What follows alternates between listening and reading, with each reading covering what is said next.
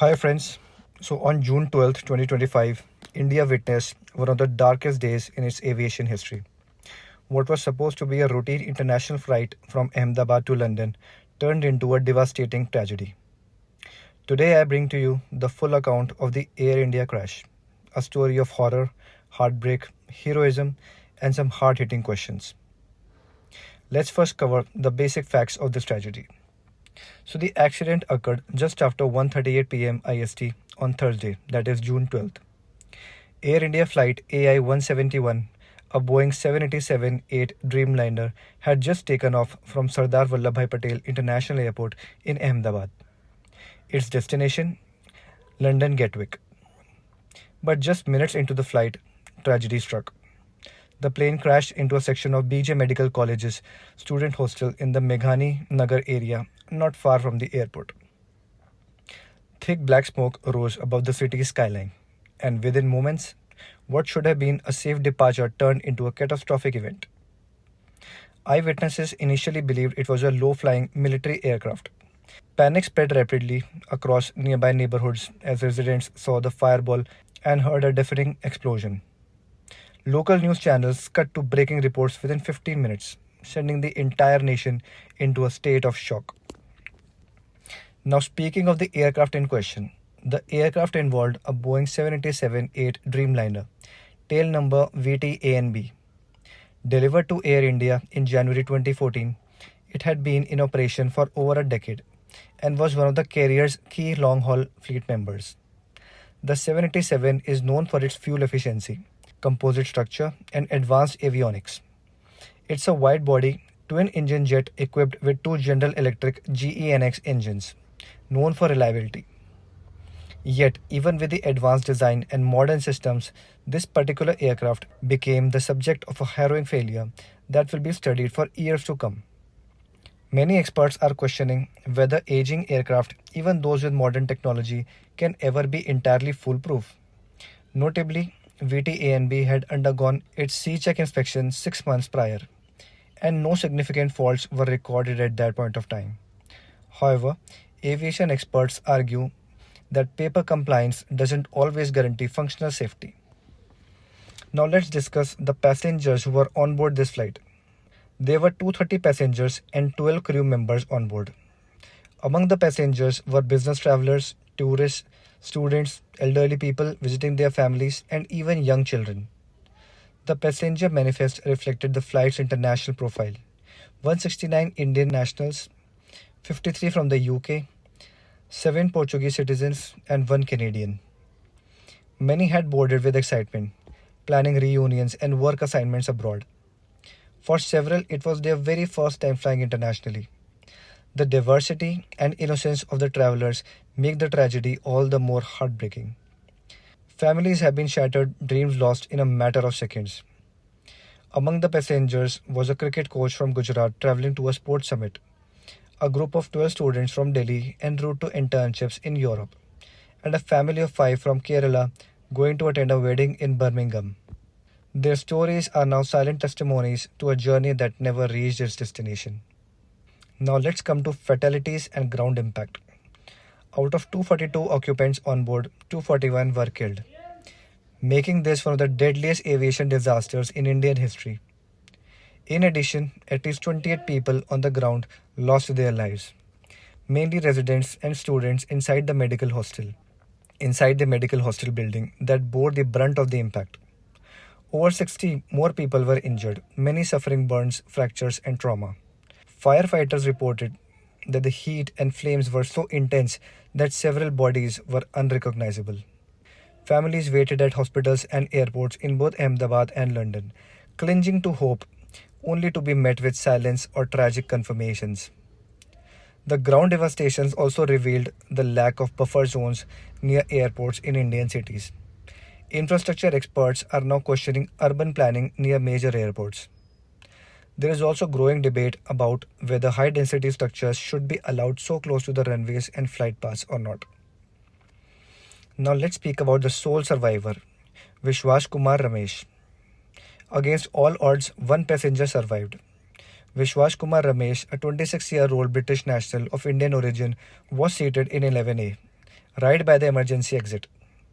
According to first responders and CCTV footage, Vishwas Kumar was thrown from the wreckage during the impact but landed in a patch of grass just beyond the main blast radius.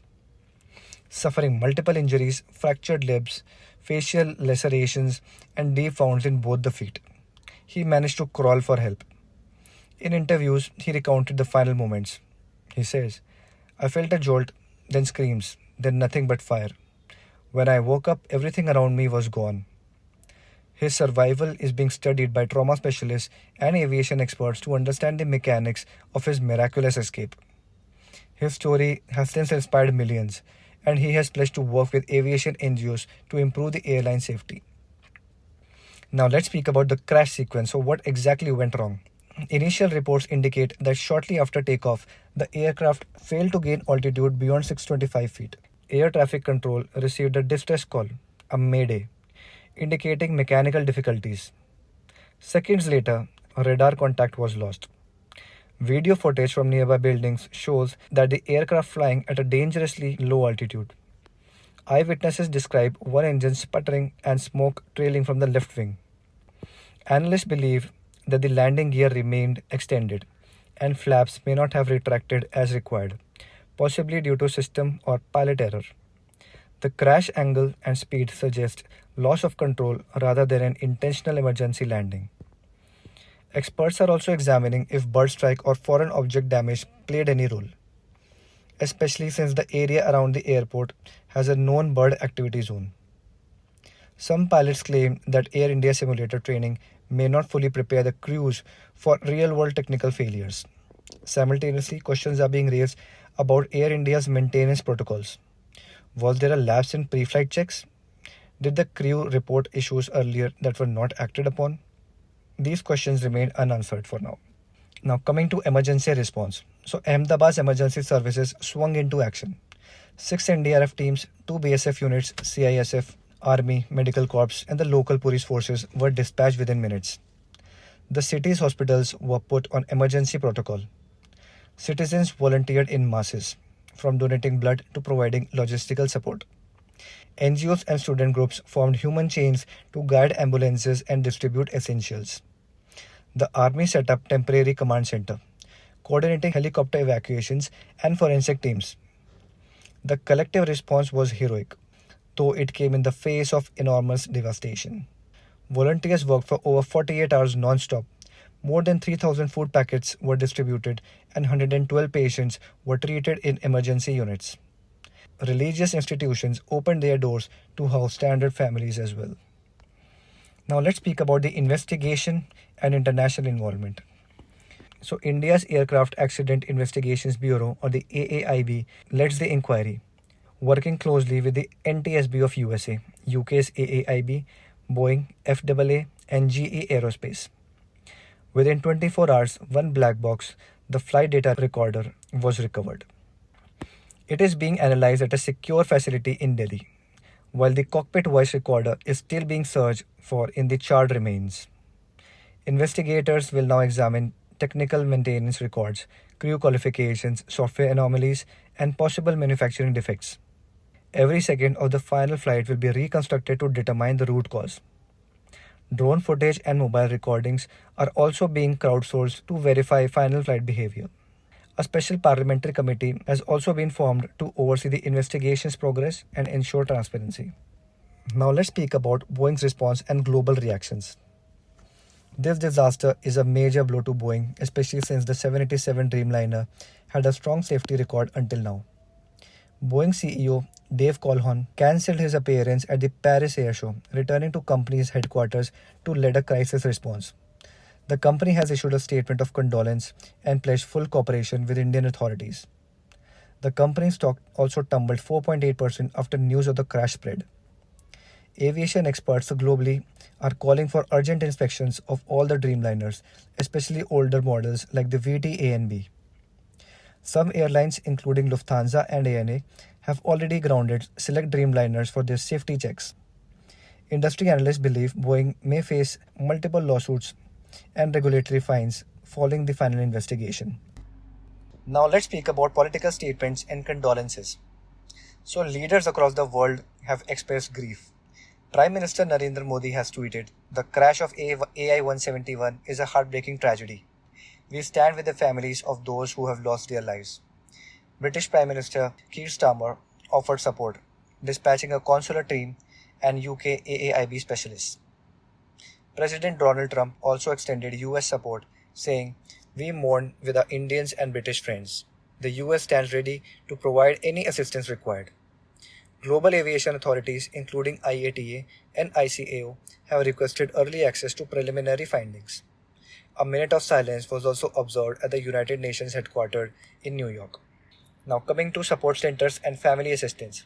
Air India and its parent company, Tata Group, responded by setting up emergency support centers in Ahmedabad, Delhi, and also London. Grief counselors, translators, legal support staff, and coordination officials were also deployed. Family members arriving from abroad were met at the airport and escorted to hospitals or crash sites. Compensation amounts haven't been finalized yet, but officials hinted at fast track payments under India's aviation insurance framework. Several prominent companies also offered to assist the dependents of victims with job offers and scholarships. NGOs like Seva and Cry have partnered to support orphaned children of the victims. Tata Sons has also announced a 50 crore rupees relief fund for the victim families, including scholarships, housing aid, and psychological counseling support. Now let's speak about the big picture, aviation safety and lessons. This crash may change Indian aviation forever. Calls are growing for stricter inspections, mandatory third-party audits, and transparency on airline safety practices.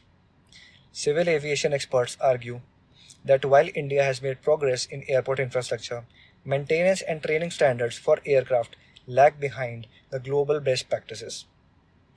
Lawmakers are urging DGCA to publish a public report and open hearings after the final investigation is complete. Parliament is considering a bipartisan aviation reform bill in response to this incident. Pilots' unions have also demanded a national review of cockpit training procedures and crew fatigue regulations. Now, coming to unanswered questions, what we still don't know. So, despite progress, we still don't have answers to many of the questions, such as, did both of the engines function properly at takeoff? Was pilot error involved, or did automation fail? Was there a weight imbalance or cargo shift? Could the aircraft have returned to the airport safely? So, investigators will need to decode all the systems, analyze the FDR and CVR, and cross check with Air India's internal records. This may take about 6 to 12 months or more. Experts warn that delays in revealing the findings could undermine public trust in aviation. Transparency and communication will be essential in restoring the confidence of the passengers. Now, speaking about remembering the victims. As we reflect upon this disaster, it's important to humanize the statistics. Among the victims were newlyweds on their honeymoon, a group of medical students headed for internships, an elderly couple returning after visiting their grandkids, and young professionals pursuing global careers. A candlelight vigil was held in London's Southall neighborhood, while thousands gathered in Ahmedabad to pay their respects. Let us not forget their faces, their dreams, and the pain their families now carry. Memorial scholarships, art installations, and a remembrance park are already being proposed to honor their legacy. Plans are also underway to erect a monument at the crash site to serve as a lasting tribute. Now, the final words. The crash of AI 171 is not just a tragedy, it's a warning, a lesson, and a collective responsibility. We must demand better safety protocols, faster investigations, and real reforms. Only then can we honor the memory of those whom we have lost. May the souls of the 269 victims rest in peace, and may such a tragedy never repeat itself again. As we close today's story, we invite you to reflect, to question, and to advocate for safer skies. Thank you for watching.